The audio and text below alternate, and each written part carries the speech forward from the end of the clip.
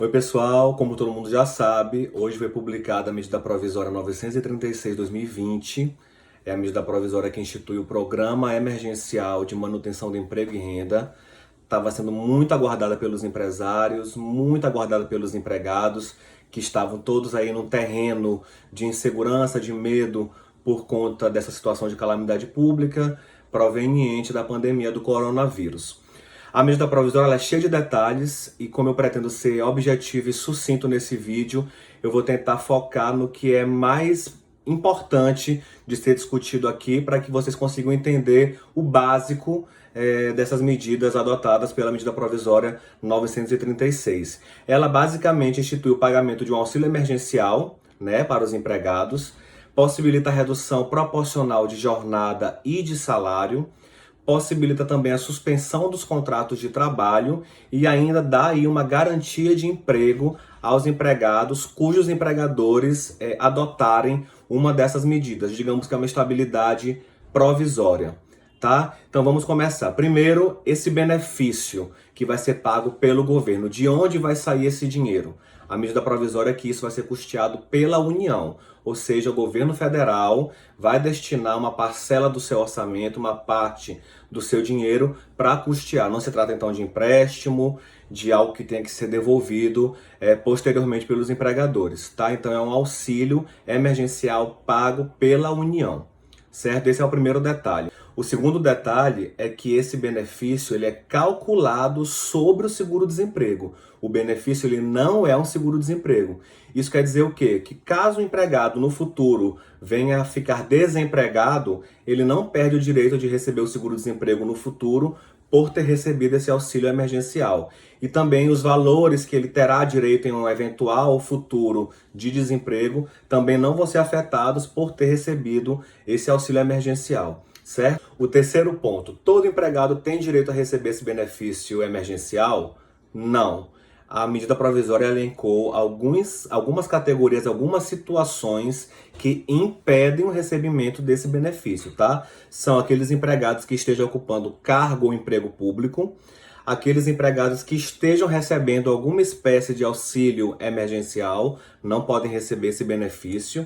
Aqueles empregados que já estejam recebendo benefícios previdenciários de prestação continuada, aí fica com exceção da pensão por morte e auxílio acidente. Os empregados que recebem esses dois benefícios previdenciários podem receber o benefício emergencial.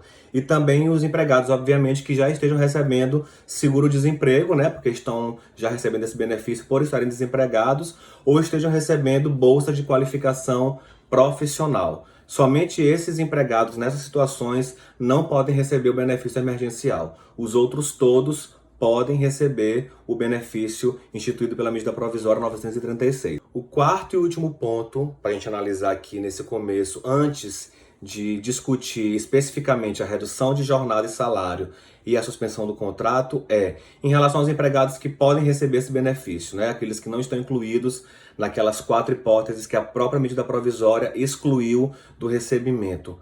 Interessa se ele tem 1 mês de casa, 2 meses de casa, se ele nunca recebeu salário porque ele acabou de ser contratado, não importa. A medida provisória fala que os empregados recebem esse benefício emergencial, né? Caso não se enquadre naqueles 4 tipos de situação que impedem o recebimento, independentemente do tempo de vínculo, da quantidade de salários já recebidos. Então, os empregados estão garantidos com o recebimento desse benefício emergencial. Então vamos começar a falar aqui da primeira medida, que é a redução proporcional de jornada e de salário.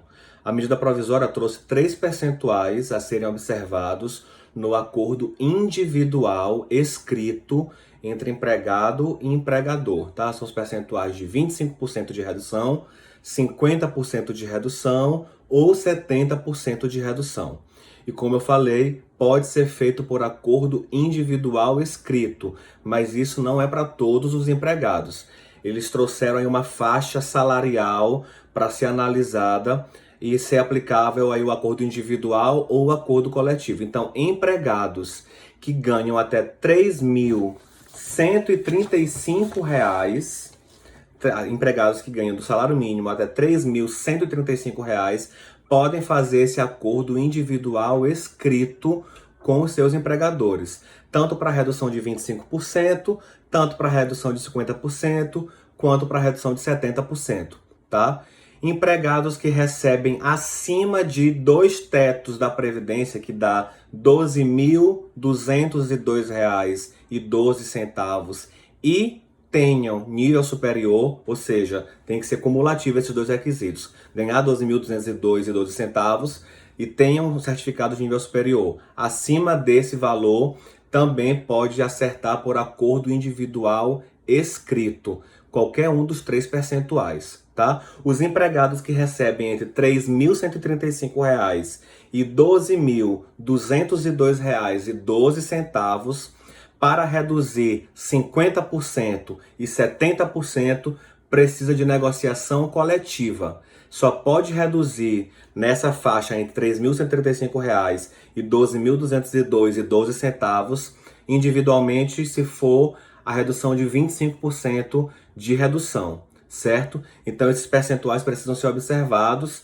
e aqui a grande maioria dos brasileiros, né, eu acho que se enquadra na primeira faixa salarial, que é até R$ 3.135, e aí pode ser feito esse acordo de forma individual com o empregador. Existem alguns requisitos para que esse acordo seja feito. Primeira coisa, essa redução, gente, ela tem que ter a duração máxima de 90 dias. Ela não pode ser negociada por mais do que 90 dias, tá certo? O segundo ponto, o empregador deve encaminhar a proposta de acordo em 2 dias de antecedência para o empregado, para que seja feito ali o acordo individual escrito. Isso quer dizer, se é acordo individual escrito, o empregado precisa concordar, tá? É daí que vem a palavra acordo. Precisa ter aí consentimento das duas partes.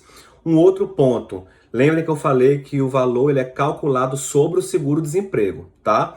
E o percentual em cima desse seguro-desemprego vai ser diretamente proporcional à redução do salário da jornada. Então, se o empregado teve 25% de redução no seu salário, na sua jornada, ele vai receber o benefício emergencial correspondente a 25% do valor do seu seguro-desemprego. Se a redução for de 50%, ele vai receber o benefício emergencial correspondente a 50% do seu seguro-desemprego. E se a redução for de 70%, né, da jornada e do salário, ele recebe os 30% do seu empregador e os outros 70% ele recebe sobre o seu seguro-desemprego. Isso não quer dizer, gente, que ele vai ter o valor nominal do seu salário, porque o valor do seguro-desemprego, ele não é o valor da remuneração.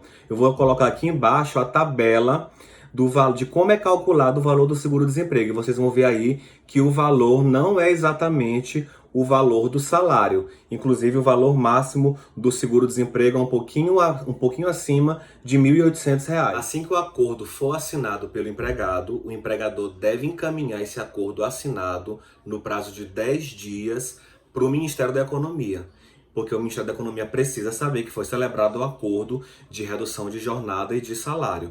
E só se o empregador cumprir esse prazo é que o benefício será pago 30 dias após para o empregado, tá? Então é preciso que o empregador cumpra esse prazo, porque se ele não cumprir o prazo, vai deixar de receber o empregado? Não, mas vai demorar mais um pouco. E até que o pagamento se implemente por parte do governo, quem vai responder pelo salário integral é o empregador. Então é importante que os empregadores atendam a esse prazo de comunicar em 10 dias após a assinatura do acordo individual o Ministério da Economia, certo? Porque senão ele vai ter que arcar com um custo que ele não estava contando para agora. E lembrando que quando ele reduz salário e jornada, ele responde pela outra proporção que não foi reduzida, tá? E essa outra parcela tem natureza salarial. Ele recolhe em cima do percentual. Então, se ele reduziu 25% da jornada e do salário, ele responde por 75% do salário, que tem natureza salarial. E sobre esse valor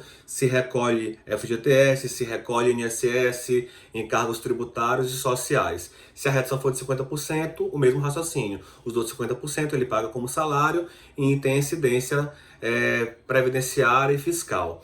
A medida provisória diz que o empregador ele pode dar uma ajuda de custo por fora, além do salário, né? Ele vai receber o benefício emergencial e o empregador ainda pode dar uma ajuda de custo. Só que essa ajuda de custo complementar, essa sim, não terá natureza salarial, tem natureza indenizatória e sobre essa ajuda de custo não incide nenhuma parcela tributária, nem fiscal. Essa situação de redução de jornada e de salário, ela volta ao normal no prazo de 2 dias contados do fim da calamidade pública, contados do fim do prazo do acordo. Lembrem que o acordo pode ter até 90 dias, né, para essa redução. Se fizer um acordo de 30 dias, após os 30 dias, 2 dias depois, volta ao salário normal, à jornada normal. Ou também 2 dias após a comunicação do empregador ao empregado de que ele deseja antecipar o término desse acordo, e aí o empregado dá o ok, e aí as coisas voltam ao normal 2 dias depois dessa comunicação do empregador ao empregado. Vamos agora falar da segunda hipótese, que é a suspensão temporária dos contratos de trabalho. Enquanto a redução de jornada e salário tem um prazo máximo de 90 dias, a suspensão contratual, a medida provisória trouxe o prazo máximo de 60 dias, podendo ser fracionado em 2 períodos de 30 dias. Como é suspensão contratual e o principal efeito da suspensão qual é? Não há obrigatoriedade de pagamento de salário, ou seja, o empregador não efetua qualquer pagamento de salário ao empregado. E como o empregado não recebe salário do seu empregador, ele também não deve prestar serviços ao seu empregador, ainda que de forma remota, ainda que no home office, ainda que no teletrabalho, por qualquer outro meio. Então, se houver a decisão de suspender o contrato de trabalho, o empregador não pode exigir qualquer tipo de trabalho do seu empregado. Se isso fizer, fica descaracterizada a suspensão, ele precisa responder por todos os pagamentos de salários devidos, além das penalidades administrativas, né, eventualmente em um processo judicial, e das multas convencionais previstas em acordos ou convenções coletivas. Então essa decisão tem que ser muito bem pensada pelo empregador, porque ele não pode exigir qualquer trabalho do seu empregado. Aqui no caso da suspensão do contrato de trabalho, o empregador também precisa cumprir aquele mesmo prazo de 2 dias de antecedência para apresentar o acordo individual para o seu empregado. E aí aquela mesma coisa, o empregado assina e o empregador precisa enviar ao Ministério da Economia no prazo de 10 dias, a fim de que o Ministério da Economia consiga fazer o pagamento do benefício emergencial, que nesse caso é de 100% do valor do seguro-desemprego. E aqui eu repito, é o valor de 100% do seguro-desemprego. Isso não quer dizer que é 100% do salário. E aqui eu coloco novamente como é que se calcula o valor do seu seguro-desemprego, certo?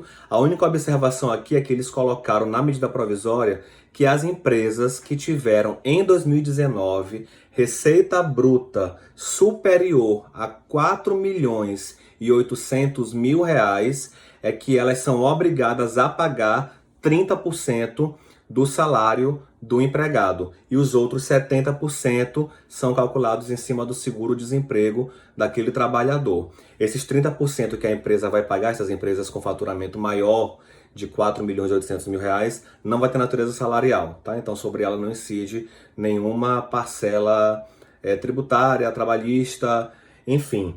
Agora os demais, as empresas que não tiveram o faturamento superior a 4.800.000 reais, suspendendo o contrato de trabalho, o governo, a União, vai pagar 100% do valor do seguro-desemprego que aquele empregado teria direito.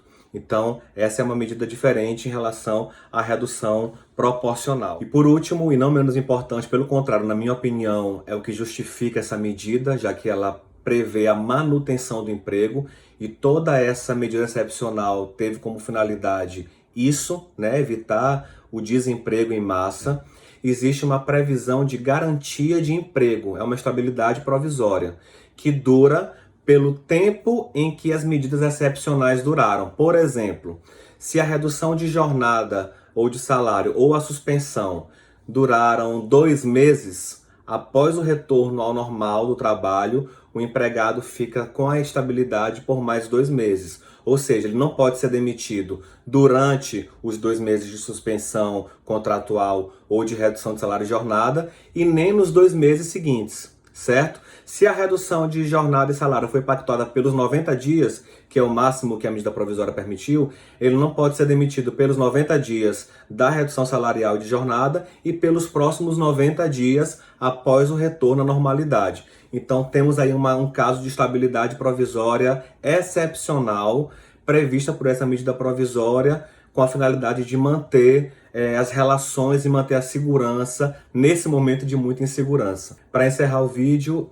a medida provisória também permite que essas medidas que estão permitidas serem feitas por acordos individuais também podem ser feitas por acordos coletivos. Então, os sindicatos estão com liberdade para atuar. A medida provisória, inclusive, reduziu pela metade todos os prazos do título 6 da CLT, que são os prazos justamente burocráticos e de procedimentos de ações, de acordos coletivos e de convenções coletivas. Então, há essa possibilidade dos sindicatos se apresentarem e negociarem diretamente com as empresas. E por último, a gente sabe que tem aquela figura criada com a reforma trabalhista, que é a do trabalhador intermitente. O empregado contratado pelo contrato de trabalho intermitente também está resguardado por essa medida provisória, só que no caso dele ele vai receber aquele valor de R$600 que foi aprovado como auxílio emergencial para os autônomos, pessoas de baixa renda. Bem, esses foram os principais pontos que eu achei assim, importante trazer logo, né? A medida provisória foi publicada agora e a gente já teve uma série de dúvidas, de perguntas, de questionamentos, algumas polêmicas. E aí eu quis trazer logo esses pontos para a gente fazer uma reflexão mais profunda depois. Eu sei que vão ter várias dúvidas, eu não quis esgotar os detalhes da medida provisória nesse vídeo, porque realmente não dá, é muita coisa. Amanhã eu vou fazer uma live com uma grande amiga, advogada Verissa Cabral, às 19 horas. A gente vai tentar responder as perguntas que vão aparecendo. E é claro, a gente continua aqui à disposição para conversar, para tirar dúvida e para refletir em cima dessa medida provisória que eu acho que vai resolver boa parte dos problemas emergenciais que a gente está enfrentando agora. Tá bom? Tchau, tchau e até a próxima.